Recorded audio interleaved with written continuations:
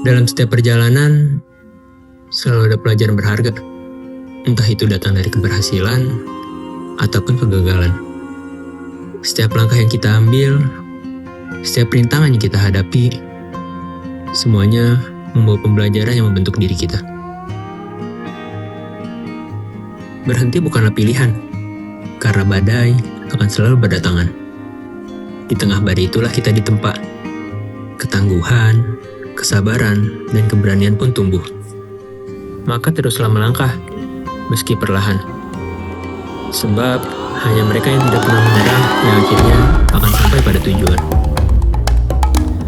Pada tanggal 16-18 Mei 2025, tim Divisi Gunung Hutan melaksanakan kegiatan pemantapan divisi sebagai tahap pendidikan lanjutan serta pengambilan nomor anggota.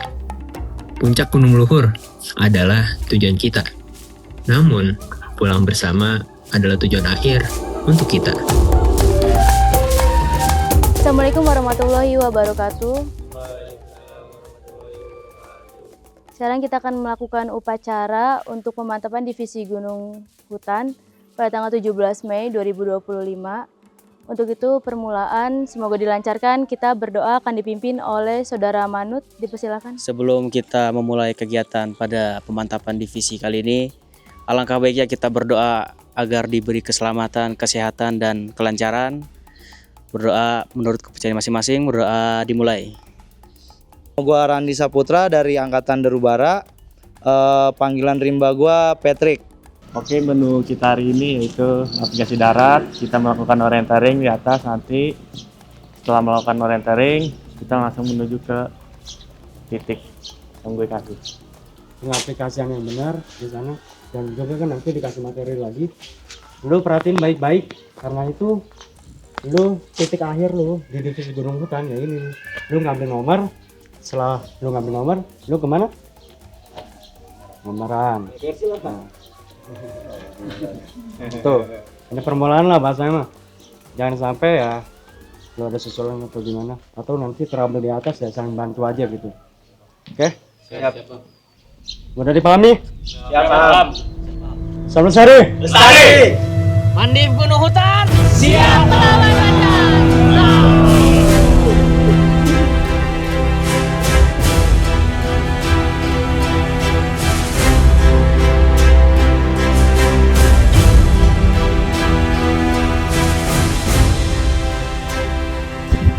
Jadi pada kesempatan mandip kali ini dilakukan oleh Angkatan Tapak Tridasa yang dilaksanakan di Gunung Luhur dan Gunung Kencana.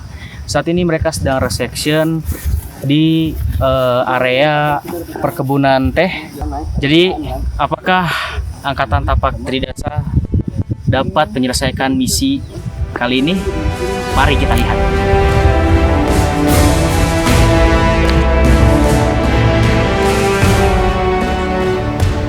Pertama-tama, kami melakukan navigasi darat. Dengan kompas bidik, kami menembak objek yang kami pilih. Setelah mendapatkan nomor bidikan, kami menghitung azimut dan bekazimut. Lalu menarik garis sehingga menemukan titik lokasi kami berada.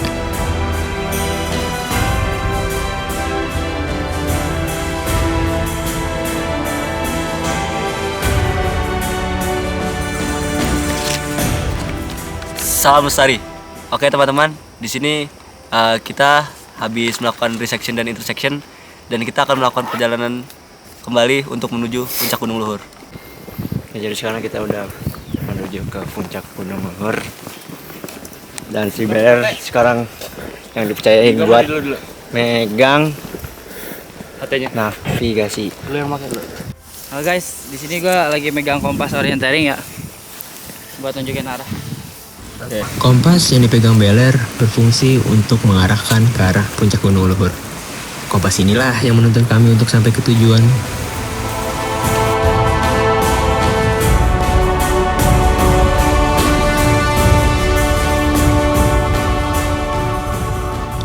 Di perjalanan, kami menemukan mata air, mengisi ulang air untuk perjalanan kami. Oh ya, sebelum kita minum, air tersebut harus kita saring menggunakan kain, agar kotoran yang mungkin ada di mata air ini tidak masuk ke dalam botol kami. Setelah mengisi air, kami langsung memasuki hutan. Disinilah perjalanan kami dimulai. Segala rintangan harus kami hadapi dengan bersama.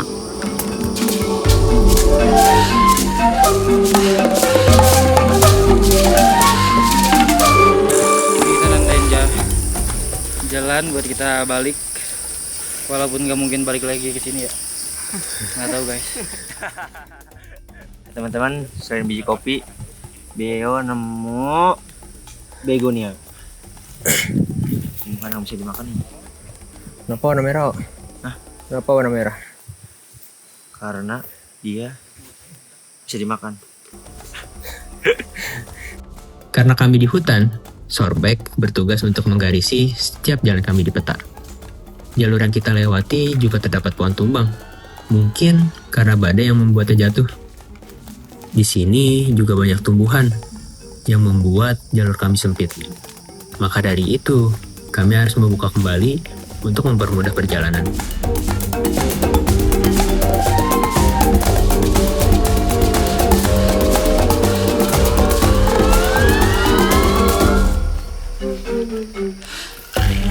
Lapor base camp, dan dulu di sini peserta Mandif GH sudah berada di puncak 1702 MDPL dan akan lanjut ke puncak Luhur. Di puncak 1702, kami beristirahat sejenak untuk mengistirahatkan kaki dan tubuh kami. Dan kalian tahu kalau di sini ada musuh terbesar kami, yaitu pacet. Saat menempel ke kulit memang tidak ada rasanya. Namun, mereka hinggap dan puas untuk menghisap darah kami secara perlahan. Lihat guys, ini kita nih ada hewan yang namanya pacet. Dia tuh suka berkeliaran di gunung-gunung lembab, hutan-hutan lembab. Nih. Setelah selesai beristirahat, kami merapikan kembali barang-barang kami dan mengecek lokasi kami di peta. Setelah itu, kami mereksesi kembali untuk mengarahkan ke puncak Gunung Luhur. 45.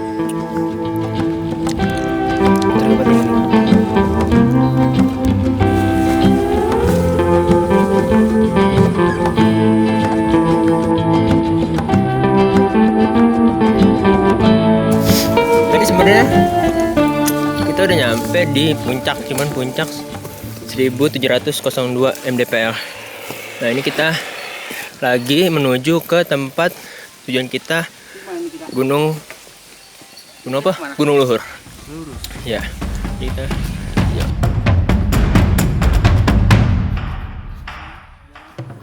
Saat di perjalanan, kami mengalami kendala. Ternyata jalur yang kita lewati itu salah dan tidak mengarah ke puncak Gunung Luhur. Pada akhirnya, kami harus meresection kembali dan membandingkan medan yang sebenarnya dengan yang ada di peta. Kalian tahu nggak kenapa kami tadi salah jalan? Ini karena puncak 1702 yang tadi kita temui ternyata berbeda dengan puncak 1702 yang ada di peta. Karena kami memutar ulang kompas orientering yang awalnya sudah menuju ke Gunung Luhur. Karena setelah kita menyadari kita berada di sini dan bukan di 1702 yang di peta. Karena ketika kita menarik garis dari 1702 yang di peta, memang benar akan menuju puncak Gunung Luhur. Tapi saat kita berada di tempat ini, kita malah pergi menjauh dari puncak Gunung Luhur.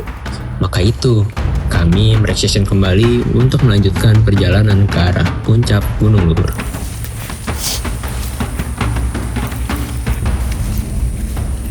Walaupun tadi kami mendapatkan masalah ke arah Gunung Luhur, tapi kami mendapatkan sesuatu keindahan yang tidak kami duga. Ini adalah kebun bunga Hydrangea. Jujur, kami tidak pernah menyangka kalau akan bertemu kebun yang sangat indah. Maka dari itu teman-teman, percayalah, di setiap masalah yang ada, pasti akan selalu ada hikmah di dalamnya.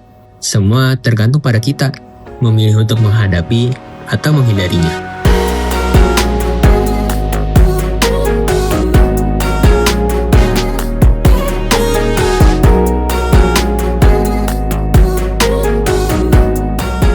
Tidak lama setelah keindahan kebun bunga Hydrangea, kami sampai pada tujuan kami, yaitu puncak Gunung Luhur. Saat dalam perjalanan ke puncak, hujan turun yang menjadikan kami tidak bisa mengabadikan momen saat menuju puncak. Namun, kesenangan yang kami rasakan saat sampai di puncak terkenang jelas di dalam memori kami. Kobi, sehat-sehat. Kobi kita di sini. Ya, kita di sini untuk Kobi. Kita di sini untuk Kobi. Itu aja 45 nggak nyampe ya, 48 apaan sih? Ini 45 di sini. 45. Iya, kok 48? Divisi Gunung Hutan 2025. Siap kawan macan. Setelah selesai mengabadikan momen di puncak, kami memutuskan membuat tempat camp untuk kami bermalam. Sebelum mendirikan tenda, kami membersihkan lahan terlebih dahulu agar bisa nyaman untuk tidur nanti.